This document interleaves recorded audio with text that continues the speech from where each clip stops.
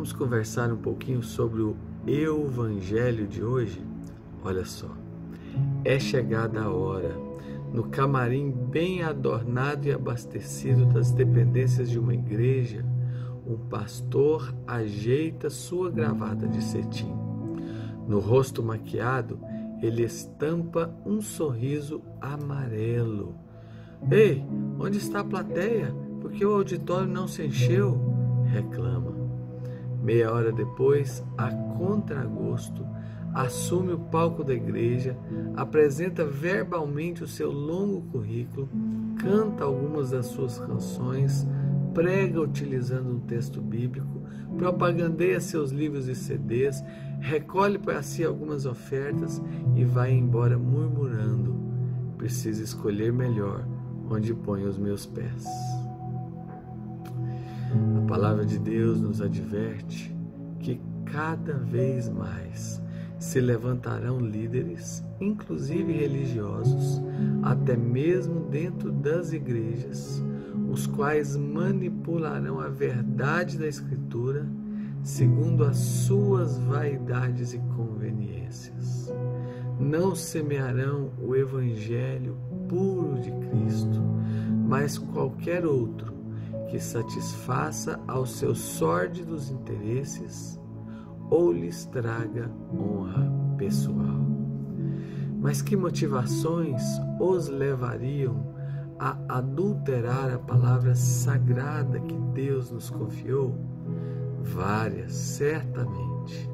A falta de aprofundamento teológico em decorrência de preguiça ou despreparo é uma delas.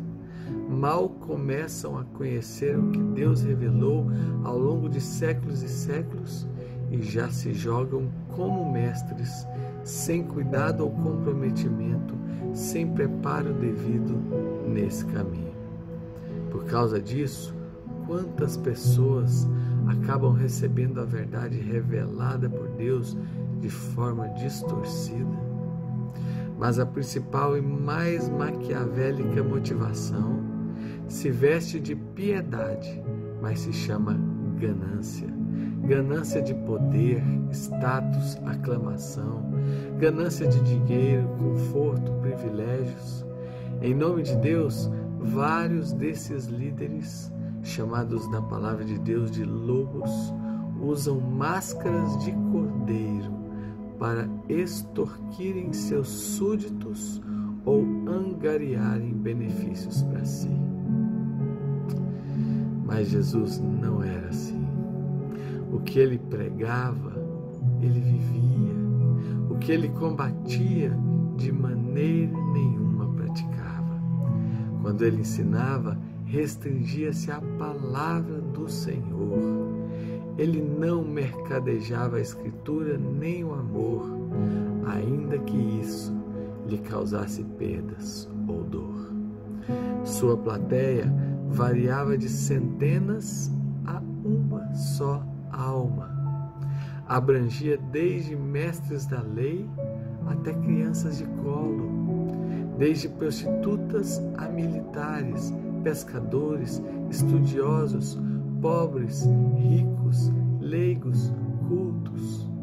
E o respeito e a consideração eram os mesmos para quem quer que fosse, embora a remuneração dele fosse nenhuma.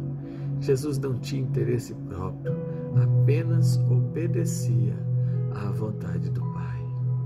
Essa obediência absoluta fez com que as boas novas do Evangelho, as boas novas de que Deus enviara o seu Filho ao mundo para nos salvar, sim, esse Evangelho precioso, anunciado por gerações e gerações, fosse totalmente cumprido na pessoa dele. Um Evangelho que disse: haja luz, e houve todas as coisas, o céu, os oceanos, o homem. Um Evangelho que viu cada eu e você dizermos não a quem nos fez, mas que também viu Deus sorrindo para nós, dizendo: eis o Cordeiro de Deus que tira o pecado do mundo. Um evangelho que levou Jesus à cruz sem compaixão, mas por imenso amor a nós. Um evangelho que anunciou a ressurreição do Filho de Deus e que anuncia a vida eterna a todos quantos crerem profundamente nele. Hoje, cabem aos líderes e mestres, bem como a todo verdadeiro cristão, viver e propagar de modo simples, puro e genuíno as riquezas desse evangelho tão precioso, sem barganhas nem promiscuidades, sem vantagens pessoais nem religiosidades vazias, olhando para a cruz, não para si mesmos, olhando para Jesus, não para o espelho. Que Deus nos abençoe.